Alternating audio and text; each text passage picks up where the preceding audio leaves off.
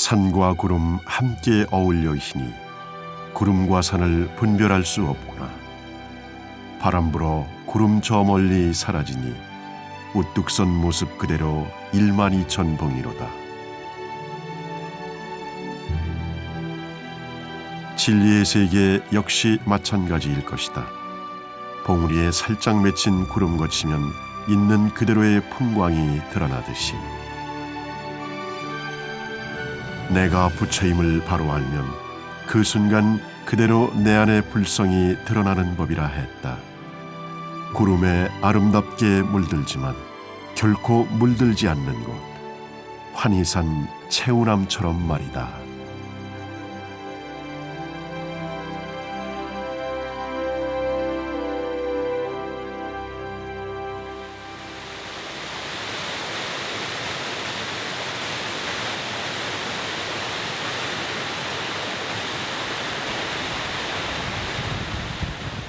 시원한 물소리가 가슴을 뚫고 흐른다.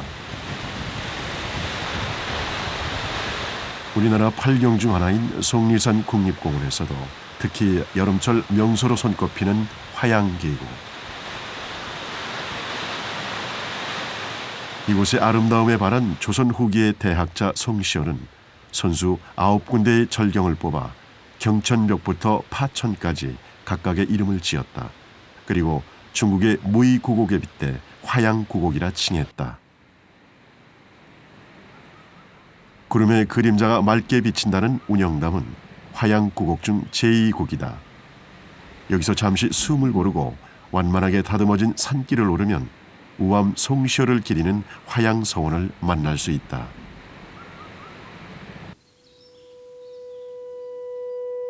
효정 임금의 스승이자 신하였던 우암이 임금을 잃은 슬픔을 간직한 채 은과하며 학문을 닦고 제자들을 가르치던 곳이다. 조선의 주자라 불리며 우의정의 자리에까지 올랐던 우암 송시열. 조선 왕조실록에 3,000번이나 이름이 등장할 정도로 조선 후기의 정치계와 사상계를 호령했지만 우암은 숙종 6년 기사완국의 소용돌이 속에 사약으로 생을 마감해야 했다. 옛 문헌에는 우암이 기거하던 초당에 붉은 매화 한 그루가 있었는데 그가 사약을 받는 해에 갑자기 말라버렸다가 갑술년 송시열의 관직이 회복되자 다시 살아나 꽃을 피웠다고 전한다.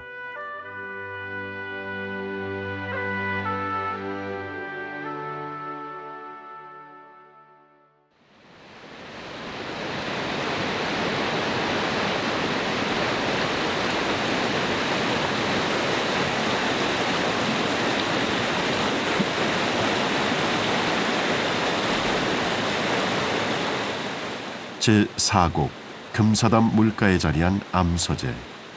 우암이 책을 읽고 글을 썼던 서재이다. 세월이 물처럼 주인은 가고 없지만 여전히 꼿꼿한 선비의 기상을 담은 채 주인 대신 객을 반기고 있다.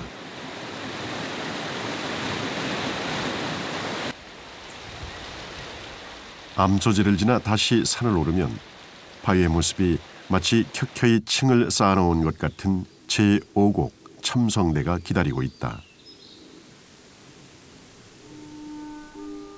밤하늘의 비열을 관찰하던 곳이라 전하는 첨성대 안쪽 자리에 고려시대 도일선사가 수도함을 짓고 수행처로 삼았다고 한다.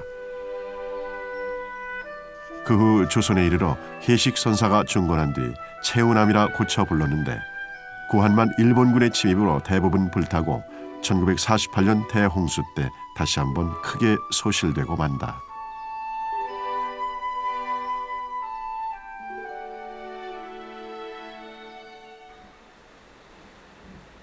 지금의 채우남은 조선 효종 때 창건된 환장사와 옛 채우남이 하나로 합쳐진 암자다.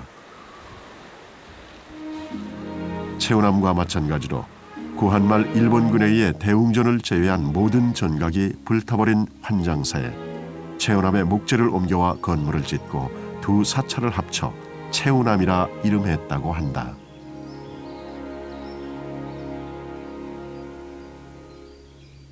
환장사는 1655년 해일선사가 창건했다고도 하고 1670년 우암 송시열의 노력으로 지어졌다고도 한다. 지금은 사라졌지만 환장사 장판각이라는 전각에 우암의 저서를 새긴 목판이 소장돼 있었다는 걸로 미루어 송시열과의 인연이 깊은 것만은 틀림없는 듯하다.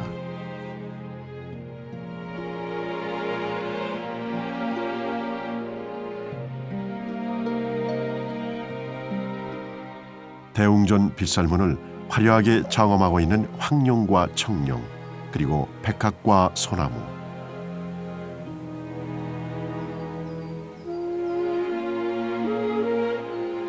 구한말까지만 해도 50여 명의 대중들이 이들을 벗삼아 수행 정진했다는 기록이 남아있어 환장사의 규모가 상당했음을 짐작케 하지만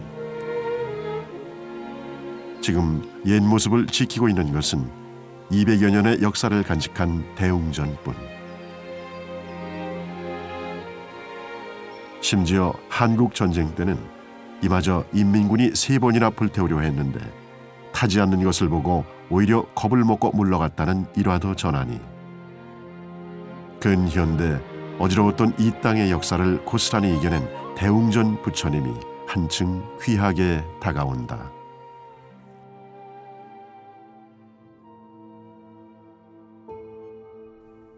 대웅전의 본전불로 모셔진 목저열의 좌상은 1723년에 조성된 조선시대 불상으로 충북 지역의 유형 문화재이다.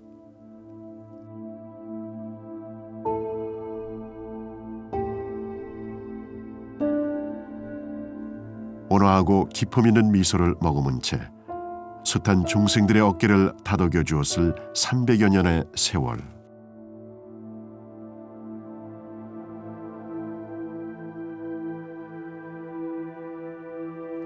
부처님을 만나기 위해 첩첩산중을 올라 연화대 아래 머리 숙이던 조선의 백성들은 어떤 위안과 가르침을 얻고 돌아갔을까?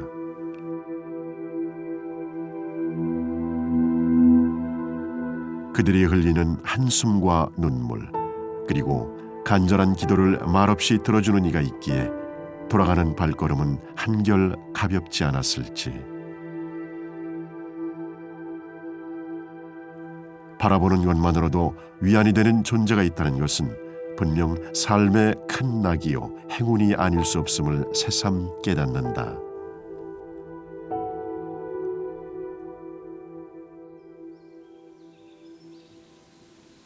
법당문을 나서니 부처님의 무한한 광명처럼 밝은 햇살이 만물을 비추는데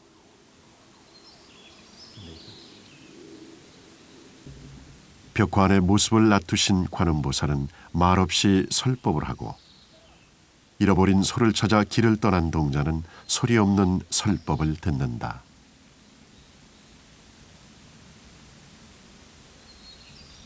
동자에게 관음보살이 묻는다.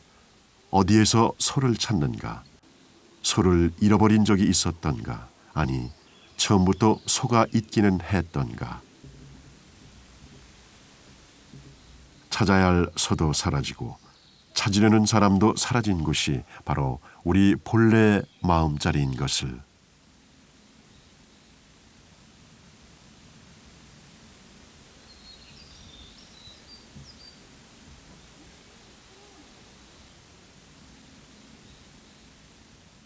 삼성각이라는 전각의 현판은 그저 이름일 뿐 이곳에 성인이 어찌 3분만 있겠는가.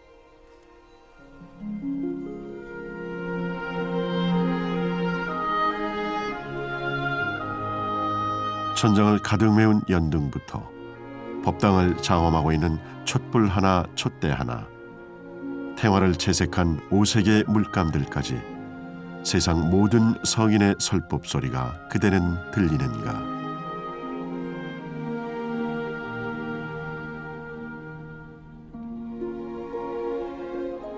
부채를 든 산신의 모습에서 선시 한 수를 떠올려 본다. 5색 구름 안에 신선이 나타나 손에 든 붉은 부채로 얼굴을 가리었다. 신선 얼굴 본 사람 아무도 없으니 부채는 보지 말지어다. 부처의 눈과 마음을 빼앗겨 정작 신선의 얼굴을 보지 못하는 이가 중생이라면 그 무엇에도 현혹되지 않고 만물의 참모습을 보는 이가 선지식 아니겠는가.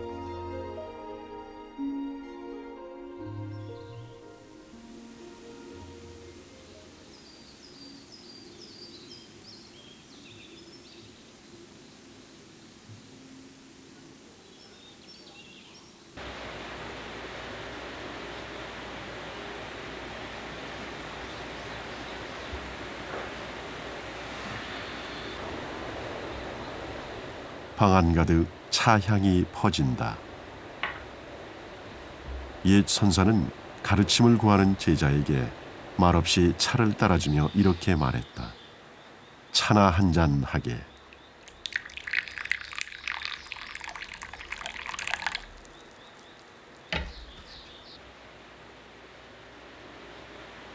암자에 홀로 머무는 스님에게 차 한 잔의 의미는 무엇인지.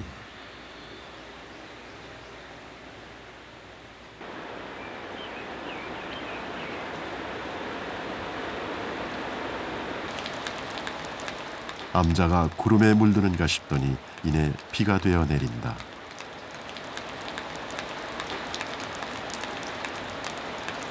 빗소리는 드론드론 적막한 암자의 세상 이야기를 풀어놓고 처마 밑 풍경은 제 소리를 멈추고 조용히 빗소리에 귀를 기울인다.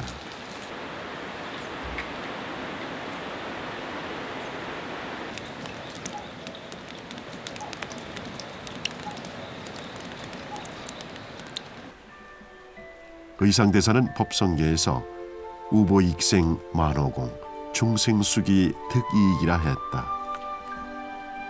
중생을 이익케 하는 불법의 비는 세상 누구에게나 한치의 차별도 없이 평등하게 내리는데 중생은 자신의 그릇에 따라 이익을 받아 앉는다. 수행이 깊을수록 마음자리가 넓을수록 그 가피가 크다는 것을 굳이 말할 필요는 없을 것이다. 그러니 내가 옳다, 내가 그르다 따질 시간에 마음 한자락 가득 메우고 있는 탐, 진, 치, 삼독을 비워내고 그 자리에 부처님의 지혜를 채울 일이다.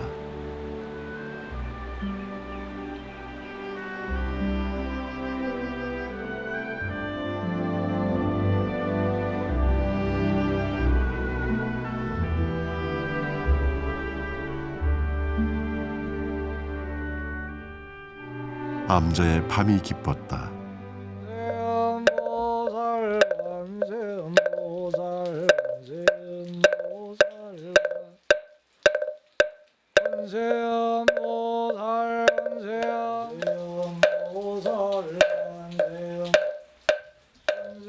법당에는 관세음보살의 명호를 부르는 스님의 정근 소리만이 가득하다.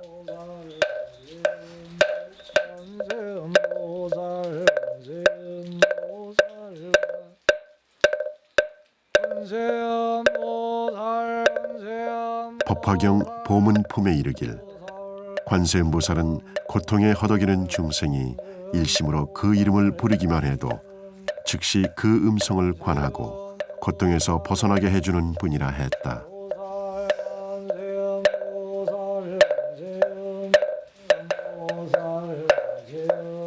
중생들에게 있어 그야말로 어머니 같은 존재가 관세음보살인 것이다.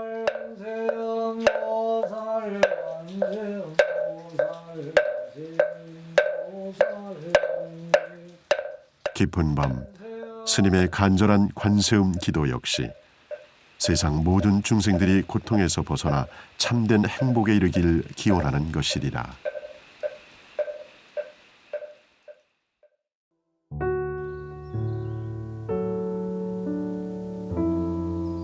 비개인 아침 하늘이 청명하다 못해 눈이 부시다. 물기를 가득 머금은 나무는 녹음이 한결 짙어졌고 암자를 바라보고 우뚝 선 산은 그 기상이 한층 드높다. 멀리서 들려오는 산새들의 쥐저김도 더욱 정겹다.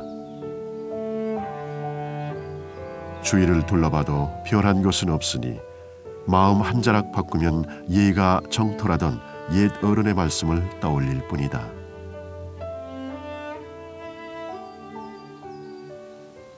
공양주도 없는 작은 남자, 스님은 홀로 채마밭을 가꾼다.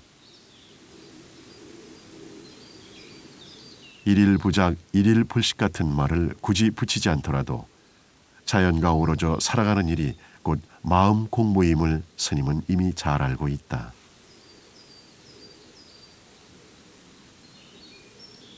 풀 한 포기 다듬는 손길에 정성을 다하는 일, 스님에겐 그것만이 이 순간의 화두이고 수행인 것이다. 마음 가는 대로 살아도 정도에서 벗어나지 않는 경지, 그런 삶을 일구는 비법 또한 여기에 있는 것이 아닐지.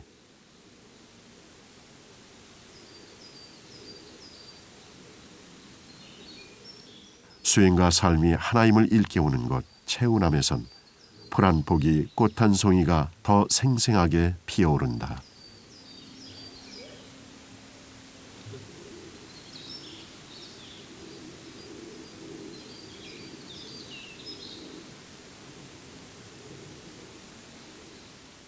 수행이란 본래 내 마음을 바로 보려는 노력이다.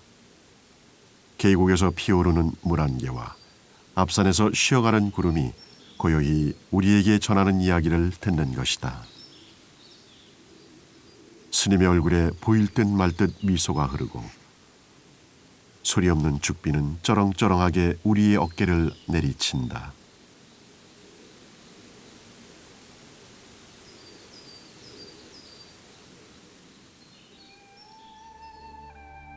구름마저도 쉬어가는 곳 채우남. 그곳에 가면 저절로 발걸음이 가벼워진다.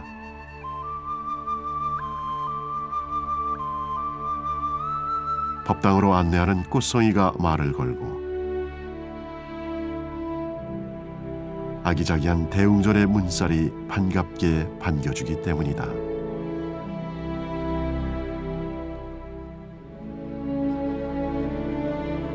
법당의 부처님도 말없이 묻는다.